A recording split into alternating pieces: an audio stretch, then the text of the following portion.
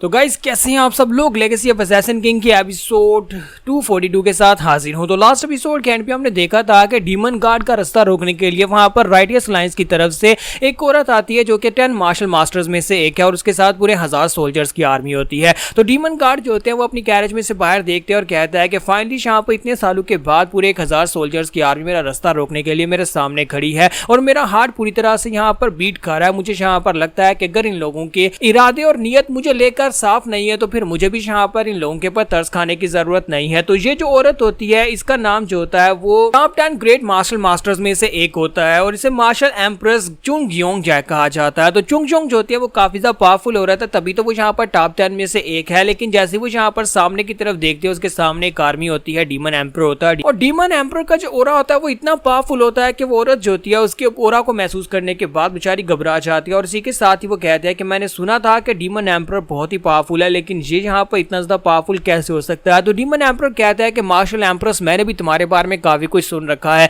मैंने सुना था कि द ग्रेटेस्ट असैसिन किंग चुन हाजिन के मरने के बाद तुम यहाँ पर टॉप 10 ग्रेटेस्ट मार्शल मास्टर्स में से एक बन गई थी, क्योंकि चुन हाजिन की जब पोजीशन खाली हुई थी टॉप 10 ग्रेटेस्ट मार्शल मास्टर्स में से तब तुमने उसकी जगह ली थी। लेकिन अफसोस कि तुमने यहाँ पर मेरा रास्ता रोककर अपनी जिंदगी को खत्म कर लिया है। तो मार्शल एम्प्रेस कहते हैं कि डीमन लॉर्ड आहिर तुम यहाँ पर कौन से लेवल पर पहुंच चुके हो, मैं यहाँ पर तुम्हारे लेवल को जान क्यों नहीं पा रही, क्या तुम यहाँ पर वाकई में गार्ड बन चुके हो। तो डीमन गार्ड उसे कहता है कि मैं जानता हूं तुम्हारे दिल के अंदर क्या है, मैं जानता हूं कि तुम यहाँ पर किस नियत से आई हो। अब जबकि तुम यहाँ पर मुझे मारने और मुझे रोकने के इरादे से आई थी और मैं अपने रास्ते में आने वाले हर किसी को हटाना चाहता हूं, इसी वजह से अब तुम्हारा मरना तो तय है और तुम्हारे साथ साथ तुम्हारे ये सोल्जर्स भी मरेंगे जो मुझे रोकने के लिए आए हैं। इसलिए प्लीज मुझे माफ कर देना, लेकिन मैं यहाँ पर तुम्हें इतनी आसानी से वापस तो बिल्कुल भी नहीं जाने दे सकता। अब तुम सभी लोगों का अंत यहीं पर मेरे हाथ से होने वाला है। तो डीमन गार्ड जो होते हैं वहीं पर से अपने हाथ का इशारा करते हैं, एक तलवार उड़ती हुई उनके हाथ में आ जाती है और ये इनकी डीमन एम्परर्स वर्ड होती है। तो वो कहते हैं कि मैं इतने सालों के बाद फाइनली 30 साल के बाद यहाँ पर डीमन एम्परर्स वर्ड को यूज करने वाला हूं। मैंने इतने सालों से इस तलवार को अपने हाथ में पकड़कर नहीं देखा और आज फाइनली यहाँ पर ये तलवार अपने ओरा को अनलीश करने वाली है।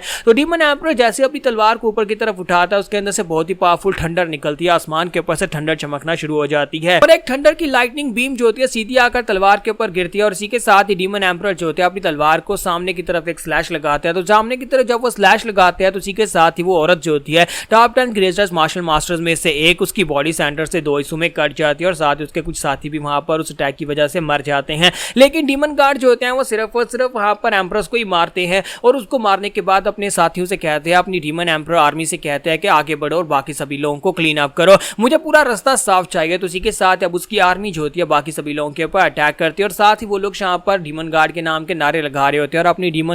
डिवाइन डीमन कल्ट के नारे लगा रहे होते हैं कि डीमन गार्ड तुम्हें लंबी उम्र मिले और हमारा डीमन डिवाइन कल्ट हजारों साल तक कायम रहे। तो इसी के साथ ही ये लोग जो होते हैं आगे की तरफ बढ़ते जा रहे हैं, जबकि दूसरी तरफ म्यूरियम अलायंस के अंदर जहां पर राइटियस सिमल अलायंस का डैम सोयोंग बैठा हुआ है वहां पर सभी लोगों में खलबली मची हुई है, क्योंकि एक एक करके उनके पास जो न्यूज आ रही होती है उसकी वजह से वो सभी लोग कुछ ज्यादा विचलित होते जा रहे हैं, वो परेशान होते जा रहे हैं कि आखिर जहां पर हो क्या रहा है, डीमन गार्ड वाकई में उस लेवल पर पहुंच चुका है जहां पर उसे हराना पॉसिबल ही नहीं है। तो जब उन्हें पता चलता है कि मार्शल एम्प्रेस जो कि टॉप 10 ग्रेटेस्ट मार्शल मास्टर्स में से एक है वो सिर्फ एक ही स्ट्राइक के साथ मारी गई है, तो ये बात सुनने के बाद उनमें से कुछ लोग कहते हैं कि हालांकि इस बात के ऊपर विश्वास करना काफी ज्यादा मुश्किल है, लेकिन खैर हमें यहाँ पर इस बात को मानना ही पड़ेगा। ऐसा हो सकता है अगर डीमन गार्ड की मार्शल प्रोवेस की बात की जाए तो वो ग्रेटेस्ट अंडर दी हीवन कहलाता है और उसे डीमन गार्ड का टाइटल इसी वजह से मिला है क्योंकि किसी ने अभी तक फिलहाल के लिए उसकी कल्टीवेशन को नहीं देखा। टैम सोयोंग जो होता है उनकी बातें सुन रहा था, वो लोग कहते हैं कि हम लोग यहाँ पर क्या करें, हम लोग यहाँ पर किसी भी ओपनिंग से उसके ऊपर अटैक भी नहीं कर सकते और हम लोग यहाँ पर उसके ऊपर अटैक करेंगे कैसे, ये इम्पॉसिबल है, उसके सामने खड़े होना भी इम्पॉसिबल है, हम तो उससे फाइट को जीत भी नहीं सकते।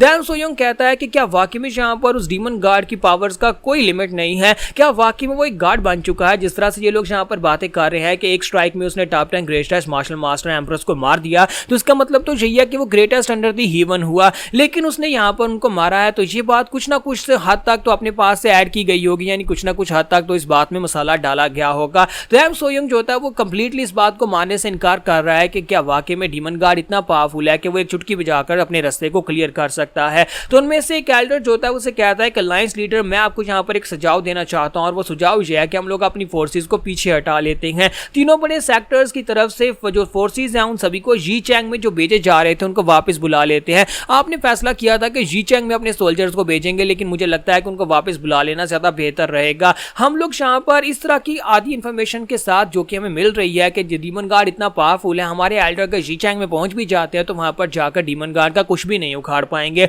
वो सभी लोग बस वहां पर जाकर मारे जाएंगे। तो मेरा सुझाव यही है कि हम लोग यहाँ पर अपनी फोर्सेस को वापस बुला लेते हैं और इस मसले को किसी और तरीके से हल करते हैं। तो ये जो होता है ये मार्शल अलायंस का अफेयर एंड ब्यूरो मास्टर होता है। तो इसी के साथ जब वो उसे ये सुझाव देता है तो मास्टर डैम सोयोंग उसे कहते हैं कि तुम अपने आप को यहाँ पर ब्यूरो चीफ कहते हो और तुम यहाँ पर ये सुझाव दे रहे हो कि हम लोग अपने सोल्जर्स को वापस बुला ले जब यहाँ पर जंग का वक्त है। तुम यहाँ पर क्या डीमन गार्ड की पावर से डर रहे हो? तुम्हें लगता है कि हम लोग डीमन गार्ड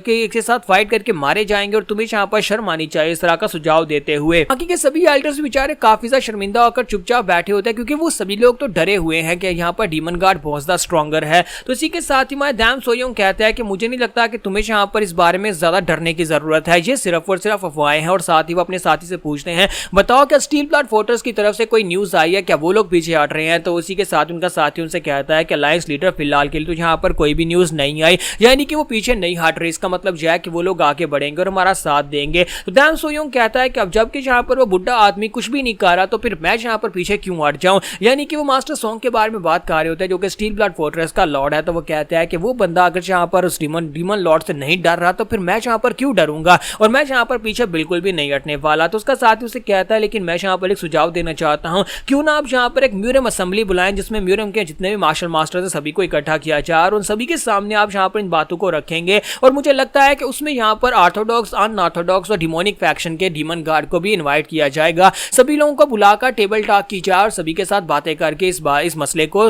निगोशिएट कर लिया जाए। डैम सोयोंग उसकी बात सुनने के बाद कहते हैं तो तुम यहाँ पर मुझे ये सुझाव दे रहे हो कि मैं यहाँ पर एक म्यूरियम असेंबली बुलाऊं जिसमें यहाँ पर डीमन गार्ड भी होगा। तुम यहाँ पर ये कहना चाहते हो कि हम लोग यहाँ पर डीमन गार्ड से डर गए हैं और डीमन गार्ड से डरने के बाद हम लोग यहाँ पर एक असेंबली बुला लें। तो उसका साथी उसे कहता है और सर यहाँ पर एक और बात ये भी है कि डीमन गार्ड खुद यहाँ पर सिर्फ और सिर्फ ग्रेटेस्ट मार्शल मास्टर्स को ही अपने रास्ते से हटा रहा है। जितने भी छोटे मोटे सोल्जर्स वहां पर जाते हैं उसका मुकाबला करने के लिए उनके ऊपर वो अपनी आर्मी को छोड़ता है और उसकी आर्मी के लोग बाकी सबका सफाया करते हैं। खुद वो यहाँ पर सिर्फ और सिर्फ एक ही स्ट्राइक लगाता है, वो भी पावरफुल के ऊपर ही। तो इसी के लिए हम लोग यहाँ पर इसको बाद में यूज कर सकते हैं। अगर हमारे पास कोई सेकंड ऑप्शन है तो उसमें हम लोग यहाँ पर ज़ोंबी आर्मी वाला ऑप्शन भी चूज कर सकते हैं। तो ये बात सुनने के बाद डैम सोयोंग हंसना शुरू कर देता है और कहता है इसका मतलब यह है कि डीमन गार्ड यहाँ पर छोटे मोटे कीड़ों को मारने के लिए नहीं आया बल्कि वो मेरे लिए आया है, वो मुझे मारने के लिए आया और मुझ तक पहुंचना चाहता है। तो यहाँ पर हमारी एपिसोड 242 का एंड करेंगे और नेक्स्ट एपिसोड में देखेंगे कि डैम सोयोंग के दिमाग में और क्या चल रहा है और वो यहाँ पर कौन सी नई प्लानिंग करने वाला है।